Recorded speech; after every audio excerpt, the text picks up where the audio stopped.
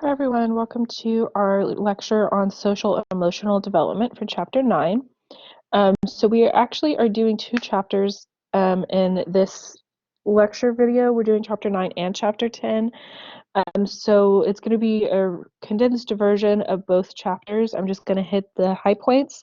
There are a lot of videos for this first section, which chapter 9, that I can't play for you, so you're going to have to go back, pause and go watch those. It'll really make a lot more sense if you actually do that. But for this first chapter, we are talking about the foundation of social relationships and personality development across the lifespan.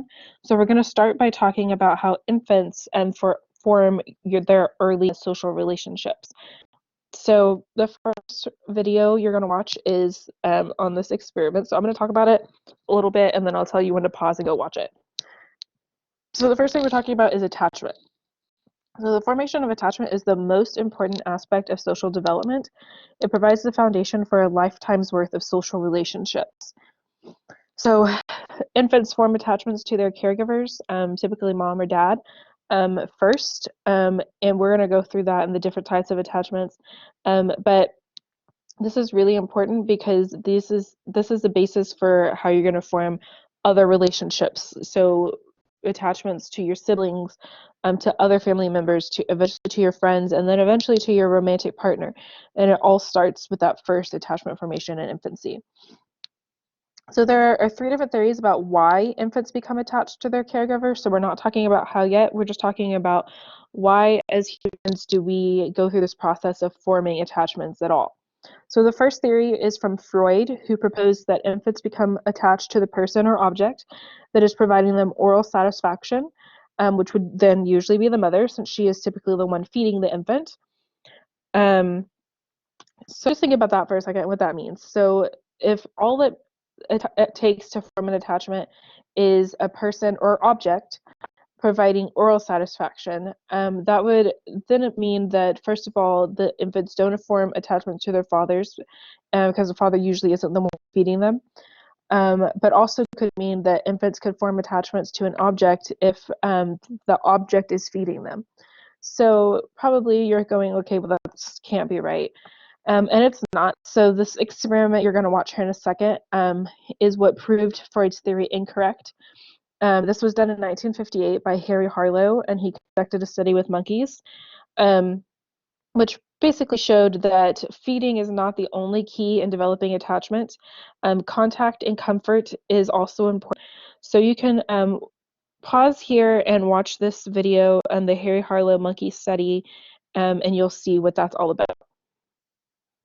Okay, so now that you've watched the video, you can see that physical comfort plays a role. So physical comfort also plays a role in Erikson's view of attachment. So Erikson believed that physical comfort and sensitive care were the key to developing trust in the first stage of his socio-emotional development. It would set the stage for the belief that the world is a good and pleasant place.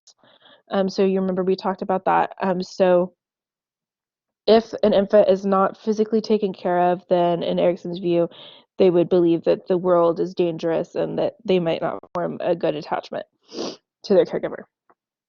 And the third theory is the ethological theory, from the perspective of psychiatrist John Bowlby.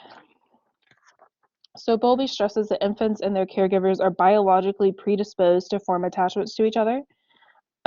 We have previously discussed how infants have tools to keep their caregiver near, such as crying, clinging, and smiling. All those things keep a caregiver near them. As their motor skills progress, they are able to follow a caregiver by crawling or walking. These skills all increase the infant's chances of survival. So basically what Bowlby said is that in order to survive, humans are biologically predisposed to form attachments to whoever is taking care of them. So in your textbook, it goes over, he has different stages. You can read about that. But what his experiment was he was raising geese. And so they, as soon as a goose egg hatches, the first thing they see is their mom, and they immediately become attached to her. So his experiment was to see if he was the first thing a little goose was to see, would they become attached to him? And they actually did. So he hatched hatched them in his lab. He was the first thing they saw when they came out of the eggs. So they were attached to him. They followed him around just like they would have a mother goose. So that's kind of where his theory started. That was the first experiment. Okay, so that's about, again, why we catch. Those are different theories. The next video you're going to watch is called The Strange Situation. So this is more about the infant's motivations to be near their caregiver and what to degree the caregiver's presence provides the infant with security and comfort. So this is going to go through this video is going to go through the different types of attachment. So there's different attachment styles. Again, you can read about that and then watch the video to see examples of the attachments. There is a link between attachment style and caregiver style. So the link between responsive and sensitive caregivers and the development of secure attachment is actually not especially strong. So with secure attachment, as you'll see in the video, this is where the infants they get upset when their mom leaves them, but whenever mom comes back, they're easily calmed by her presence. So they quit crying pretty quickly when mom returns. Usually people think that that's linked to caregivers who are responsive to their needs, they're insensitive, and it kind of is, but it's not necessarily a strong correlation. With avoidant babies, caregivers tend to be unavailable or rejecting, and when they interact with the infant, they may be angry or irritable. And for resistant babies, their caregivers tend to be inconsistent. Sometimes they respond to their infant's needs, and sometimes they don't. They tend to not be very affectionate. And caregivers of disorganized babies often neglect or abuse them, and in some cases, the caregiver is depressed. Okay, so now we're going to move on to talking about emotions. Okay, so emotion is a feeling or affect that occurs when a person is in a state or interaction that is important to him or her. Emotions are typically classified as either positive or negative, and infancy emotions play an important role in communication. So the ability for infants to communicate emotions permits coordinated interactions with their caregivers and the beginning of an emotional bond between them. Smiling is critical as a means of developing a new social skill and is a key social signal. So there are two different types of smiles for babies. A reflexive smile, which is a smile that does not occur as a response to a stimulus. It appears during the first month, usually during sleep. And then a social smile, which occurs in response to an external stimulus. For young infants, the stimulus is typically a face or the voice of a caregiver, and this can occur as early as 4 to 6 weeks of age. The social smile has a big impact on caregivers because they feel rewarded for all the work that they do and the lack of sleep over the past months taking care of the infant. Fear is one of the earliest infant emotions. The emotion usually appears around 6 months and peaks at 18 months. However, abused and neglected infants can show fear as early as 3 months. The most frequent expression of infant fear involves stranger anxiety. This is when an infant shows fear and wariness of strangers. By 9 months, this fear is more intense and peaks at the end of the first year. And this fear of strangers, of course, depends on individual variations. It also depends on the social context and characteristics of the stranger. So like when an infant feels secure, such as being in a familiar setting, they show less stranger anxiety. Infants also experience fear in the form of separation protest, which occurs when an infant cries when the caregiver leaves. So like you saw in the strange situation. This usually appears around 7 to 8 months and peaks around 13 to 15 months.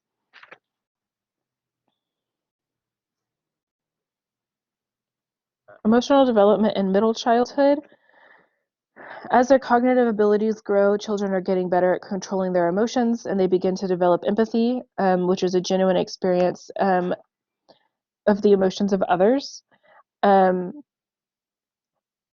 they're better at expressing their emotions, better at understanding emotions, and better at regulating their emotions. When we talk about regulating emotion, that's just referring to controlling your experience of that emotion, essentially. So for infants, they throw tantrums because they can't control their emotions. They have very intense emotional feelings that they don't know how to regulate or control. Once you get to middle childhood and you have better cognitive abilities, you're able to control that. So like you shouldn't throw a tantrum in the middle of the store. They can control that, whereas toddlers cannot. In adolescence, again, we're just getting better at controlling and understanding and expressing our emotions. But we do see some emotional issues here with puberty and hormones.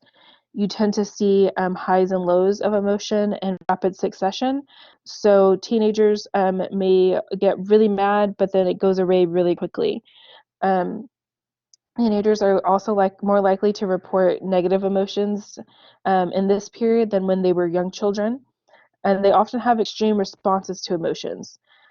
So they may get mad at something that seems silly to us now, like their mom telling them to put on a jacket before they leave the house.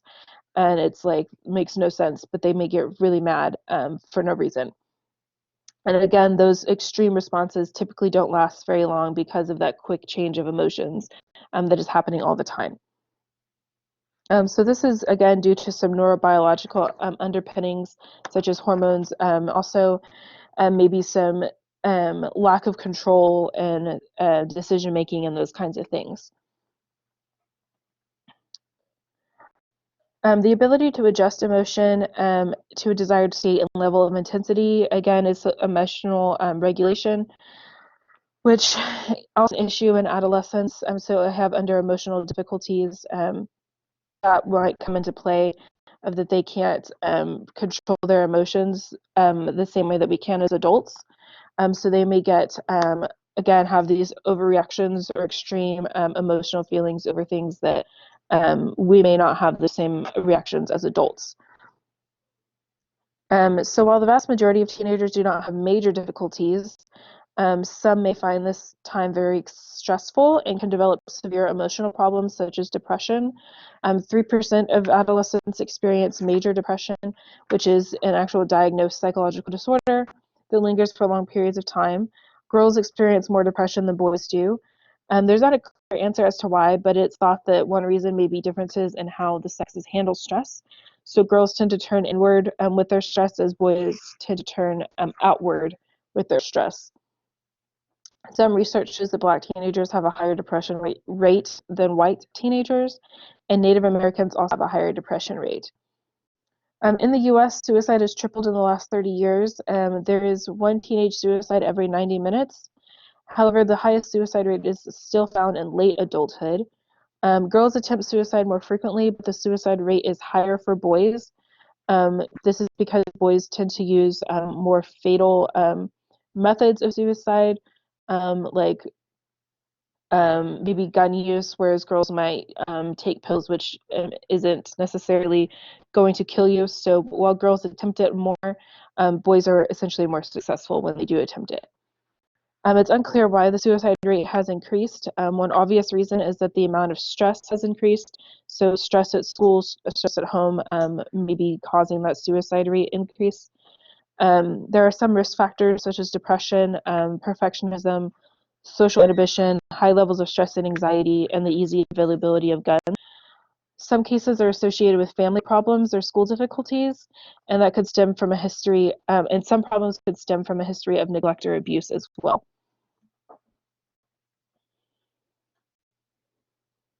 Okay, and then emotions and adulthood. So here we're talking about the psychological needs versus material needs. So in young adulthood, this is essentially asking the question, what makes you happy? So when asked what made them happy recently, it's usually something that fulfilled their psychological needs, like getting a new job or developing a relationship, not necessarily material needs.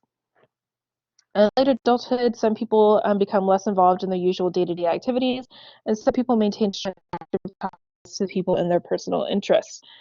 So there are three major theories to explain these differences in late adulthood and kind of what leads to happiness. With disengagement theory, late adulthood involves a gradual withdrawal from the world on a physical, psychological, and social level. So they start to slow down, they become less interested in the world and begin to look inward and become more socially isolated. That sounds negative, but it's not necessarily a negative thing. In fact, one study revealed that disengagement was related to successful aging. So some people can see it as a liberating process, like you're kind of taking control of your life, kind of thing. Um, but activity theory is essentially the opposite. So this is saying that successful aging occurs when people maintain their interests and their activities that they had when they were in middle adulthood. So basically still staying involved with everything. And then continuity theory says that people need to maintain their desired level of involvement in society in order to maximize their sense of well-being and self-esteem. So with disengagement, this is saying that in order to age successfully, you need to disengage from everything, your job, your hobbies, maybe your social circles. You disengage, and that leads to successful aging. With activity theory, this is saying that even if you retire, you still need to stay involved in your interests, your hobbies, your social circles to successfully age. And then continuity theory is like the middle ground where it's basically saying do whatever makes you happy. If it makes you happy to disengage, then that's what you should do. And if it makes you happy to stay active, then that's what you should do. Okay, so now we're switching gears and talking about personality development. So the thing is to talk about temperament. So you might have heard these terms before, the easy child, difficult child, slow to warm. Temperament is an individual's behavioral style and characteristic way of emotionally responding. So this includes individual differences in how quickly an emotion is shown, how strong the emotion is, how long it lasts, and how quickly it fades away. So you may know a friend who maybe gets really mad easily. So again, we're talking about how quickly the emotion is shown. So it shows up, they get mad really quick. That maybe their anger is really intense. It lasts a long time. Or maybe you know someone who get really quick, but then like the next second they're fine and like back to normal. So that's differences in temperament, how we express our emotions essentially. So temperament is somewhat stable throughout adolescence, but child rearing can affect your temperament. So these classifications here, this is the Chess and Thomas classification system. There are other classification systems, they're just not discussed in your textbook. So we're just going to go over this one quickly. So with an easy child, this is a child who is typically always in a positive mood. They establish routines really easily. They are accepting of new experiences. And 40% of children in this study fell into the easy category. So then difficult children, they react negatively and cry frequently. They have irregular routines and they're slow to accept change or new experiences. And that was 10% of kids in the study. And then slow to warm, they have a low activity level, they're somewhat negative, and display a low intensity of mood. And this was 15% of kids in the study. So 35% of children in the study didn't fit into any of the categories. So that's why there's other classification systems. Again, they're just not talked about in your textbook. Goodness of fit is also something that goes along with temperament. And this is just how what goodness of fit means is if your child falls into one of these categories, so let's say they're a difficult child, how well does their environment fit with their temperament style? So an example would be a child who is very active and is made to sit still for long periods of time, or a difficult child who is constantly put into new situations. Those are examples of bad lack of fit. So if you have a difficult child who you know doesn't like new situations or change, but they're constantly having changes happening in their environment, then you would say that's not a good fit. So this can pose parenting challenges. Especially if you have more than one child, you may be used to having easy children, and then now you have a difficult child come along, and you kind of have to change everything. You have to change your way of parenting, your environment, your schedule. Those kinds of things could come as a surprise. But what your book recommends is that parents give attention and respect to individual differences to each child, to be flexible, to have a high level of parental sensitivity and responsiveness, also a high level of involvement, and that can decrease an infant's negative emotionality. Especially if you have a difficult child, you should structure their environment to make it as good of a fit for them as possible. But also the last recommendation is to avoid applying negative labels to a child. So what happens when you label a child as difficult is that that's going to change the way that you treat the child. So that's called a self-fulfilling prophecy, where you've labeled your child as difficult, so now you're expecting every interaction to be difficult. So that actually changes the way that you treat the child. And then if you go drop them off at school and you've told the teachers that, oh, well, they're really difficult, the teacher is going to walk into every situation with that child as if the child has already caused a problem. And so they're going to treat your child differently now, too. So it's best to just avoid using any kind of negative labels at all. Okay, Erikson's psychosocial development. So personality starts in infancy and continues to develop across the lifespan. He has 8 different stages. I'm not going to go through those all this lecture, so you can read about his stages. It's very simple and laid out in your textbook, so you can read about those. But basically what Erikson is saying is that as we go through these different crises at different age ranges, that is essentially building our personality. Okay, and then lastly, we have the trait approaches to personality. So you've probably heard of the Big Five. This is the most popular one. But there are many different aspects of personality, and we may assume that because a person is carefree in one situation, they are carefree in most other situations as well. But we know that's not true. Our personality changes, depending on who we're with, what the situation is, all those kinds of things. So then how do we determine traits should be included in the definition of someone's personality if it changes depending on who they're with or what they're doing? So trait theory is an answer to this. A trait is an enduring dimension of personality characteristics along which people differ. So this is different from Erikson's theory in that this theory assumes that all people have the trait, but to different agrees. So like in Erikson's theory, the first theory is about trust. So if you pass through Erikson's first stage and you have now developed trust, that means that either you have it or you don't. If you didn't pass the stage, you don't have trust. With the Big Five and other different trait approaches, what it's saying is that if trust was a trait of personality, that some people would be really high in trust and some people would be low in trust, but everyone has trust just at different levels. So that's the main difference between those. So these, again, are the Big Five personality traits. So these are 5 broad factors that describe basic personality. So you have, so the acronym is OCEAN, if you've heard that before. So the first one is openness, which is curiosity and interest in new experiences. So again, you either are high in this, where you're very curious and you always want to experience new things, or you're low in this, where you don't want to have new experiences. You don't like that. But everyone has it, just to a different degree. Then you have conscientiousness, which is a tendency to be organized and responsible. Extroversion, how outgoing or shy a person is. Agreeableness, how easygoing or helpful a person tends to be. And then neuroticism, which is a degree to which a person is moody, anxious, and self-critical. And these traits have been seen to be relatively stable across the lifespan. And there's a lot of interesting research you can look up about, personality and all those kinds of things that are in your textbook.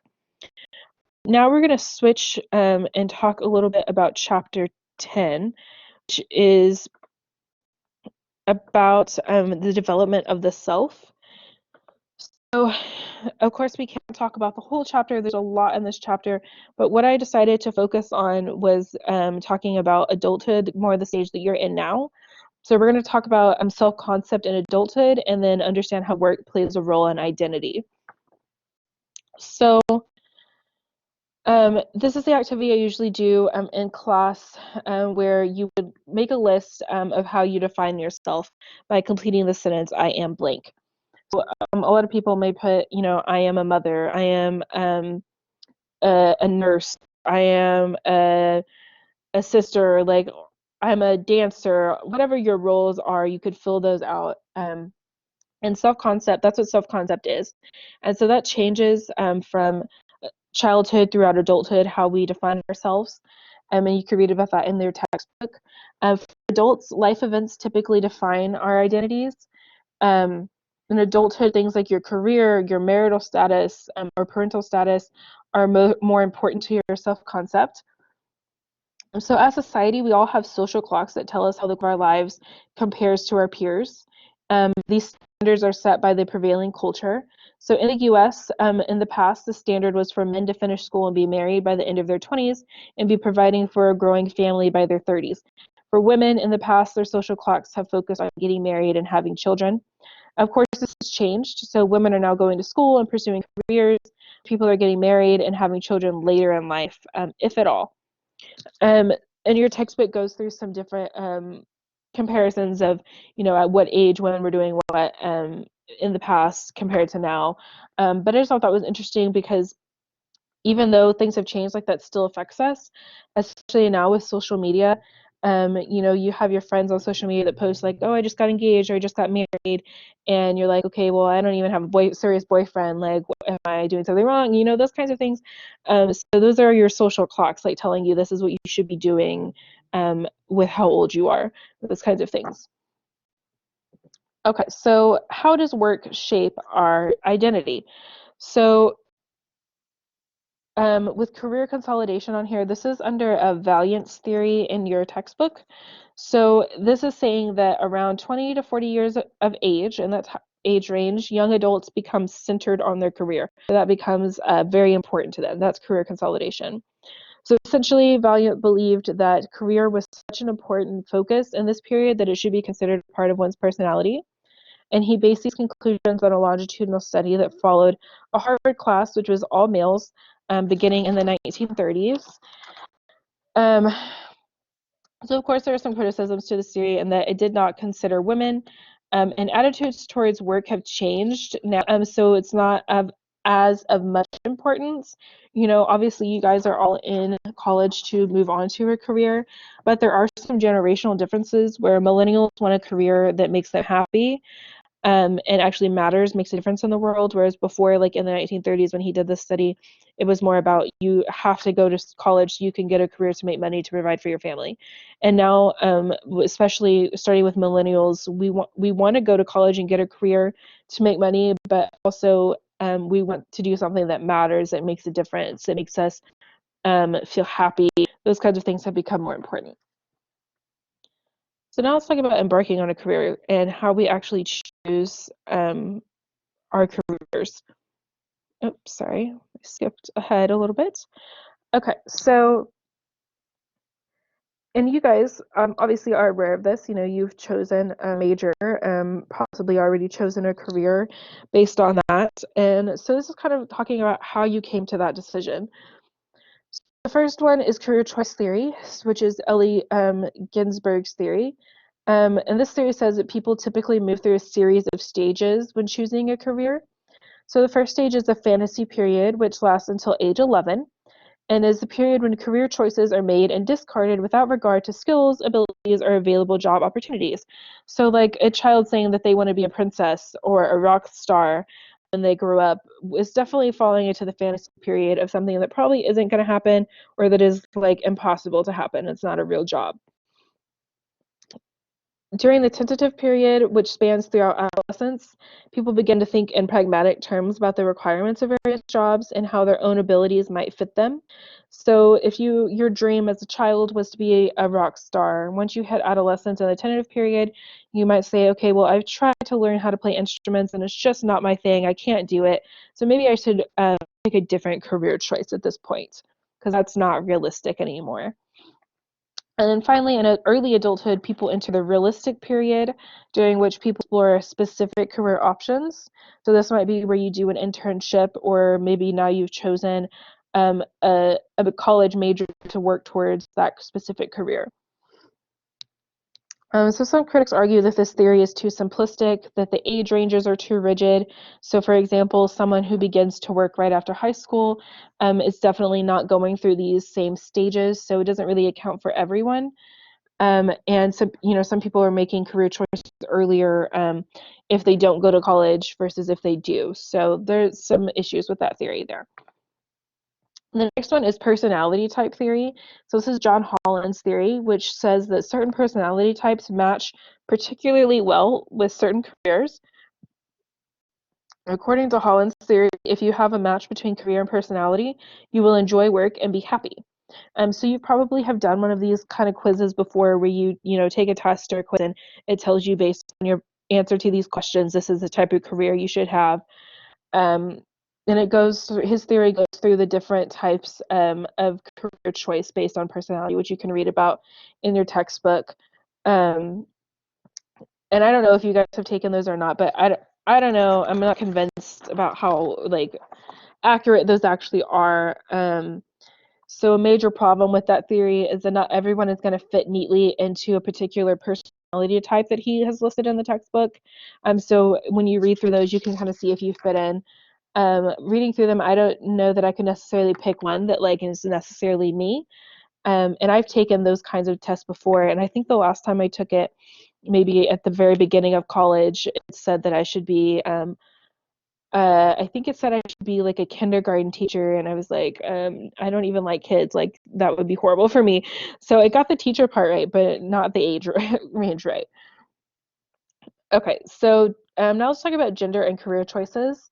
So as I'm sure you know, there has been some gender issues involving careers and work, and um, it used to be not illegal, and now it is now illegal, but in the past, it wasn't illegal to advertise a position for specifically a man or a woman. So, for example, if you had a job post for let's say, a manager at a bank, um, in the past, businesses could say only men need to apply for this position, or if it was a more typical feminine role like the secretary, it could say only women should apply for this position. And it's obviously illegal to do this now, but we still have some gender role prejudice that persists. So typically, women are thought of for positions like that have to do with relationships, like secretaries, those kinds of things, whereas men are perceived best suited for occupations where they're getting things accomplished, like the manager type position. So we still see that women are underrepresented in male-dominated professions, such as engineering and computer programming. So I'm sure you've seen there's been a lot of focus on trying to get girls in school involved in STEM type programs to try to get girls interested in that early on to hopefully get into those fields as adults. We also see that women in professions earn less than men in identical jobs. I'm going to post a video for you to watch on that on gender and career choices and the pay wage gap. Between 1950 and 2003, the number of women in the U.S. labor force has increased from 35% to over 60%, and women make up around 55% of the labor force. Yet we still see that pay gap problem. Women and minorities in high status, visible professional roles may hit the glass ceiling, which is an invisible barrier within an organization that, because of discrimination, prevents individuals from being promoted beyond a certain level. And I'm sure you've heard that term before, breaking through the glass ceiling. So that's just is essentially referring to being able to move up to higher positions within a company, and it especially affects women and minorities as well. Okay, and then I have immigrants career choices. So around 1.2 million immigrants enter the U.S., representing 10% of the population, which has actually doubled since the 1970s. First and second generation immigrants comprise nearly 25% of the U.S. population, and many assume that immigrants place a strain on education, healthcare, welfare, and the prison system in the U.S. and do not contribute to a society. Many characteristics of today's immigrants are different from those of earlier waves at the start of the 20th century, meaning that only a third are white in comparison to almost 90% of immigrants before 1960 being white. And immigrant sentiments are not based on accurate data. Most legal and illegal immigrants ultimately succeed financially, and only a few immigrants come to the U.S. to get on welfare. Immigrants contribute more to the economy than they take away over time. Okay, let's talk about why people work. So why do people work? Some people work out of extrinsic motivation, which is motivation that drives people to obtain tangible awards such as money or prestige. So this is the obvious one. We work to make money. We work because we have to pay bills, because we have to pay rent, because we have to buy food. All that falls under extrinsic motivation. Some people work out of intrinsic motivation, motivation that causes people to work for their own enjoyment, not for the rewards work may bring. So that's your ideal job, right? Where obviously you still get money to survive, but you would love to have a job that you go to every day because it makes you happy and you feel like you're making a difference. Those kinds of things are becoming increasingly important. Work also brings out a sense of personal identity, so that factors into building our personality, our identity, who we are. Work may also be a central element in people's social lives. If you spend a lot of time at work, all your friends may be at work. You may only be social in work function settings. And the kind of work people do is a factor in determining their status, which is the evaluation by society of the role a person plays. So some jobs, such as a doctor, may have more perceived status than others, such as a fast food worker. So if you're extrinsically motivated and you want that status in society, then you may work harder to get a higher status job. So some um, when talking about job satisfaction, that depends on a number of factors, such as your status. You might be more satisfied with the job the higher status you have. The nature of the job itself, so what you're actually having to do when you go to work every day. Job satisfaction increases when workers have input into the nature of their jobs. Having variety in your job brings about higher status for a lot of people. And supervisors have more influence and hence more job satisfaction. So if you're kind of in control of things a little bit, you might have more job satisfaction. So how do individuals in middle adulthood view work? For many, middle age is the time of greatest productivity, success, and earning power. The factors that may make work satisfying undergo a transformation during middle age. Middle age workers care more about the here and now qualities of work, such as pay, working conditions, and specific policies. The older workers are, the more overall job satisfaction they experience. So that's different from young adulthood because in young adulthood, a lot of times you're coming right out of college, and it's in this economy, it's hard to get a job. So you're not necessarily guaranteed a job right out of college. So you may be just looking for any job, anyone hire me. I don't care how much you pay, what the working conditions are, how many hours I have to work a week. I just need a job. Whereas in middle adulthood, it's different. You start to care more about those little things in your job satisfaction that you didn't care about as much in younger adulthood.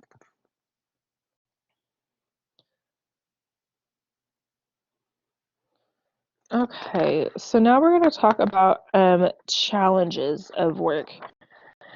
So the first one is burnout.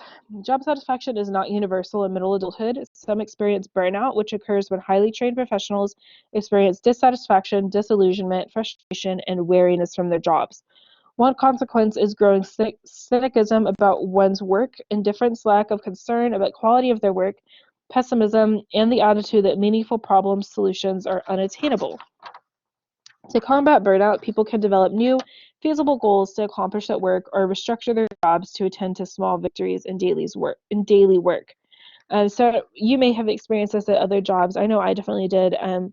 When I was bartending in college, I really liked it at first. It was a lot of fun, but eventually I was just so burnt out with it that it was like so painful to just go to work, and like I hated it so much.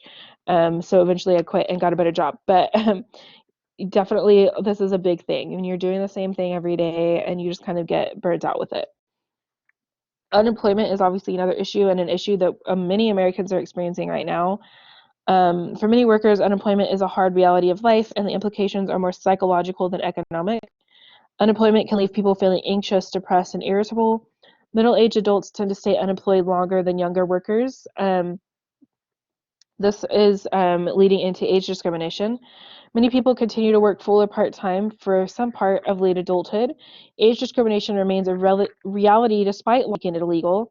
There is a mandatory retirement. Mandatory retirement is illegal since the 1970s, with the exception of certain public safety jobs. So, like, if you work for the FBI, like you have to retire at a certain age for physical reasons.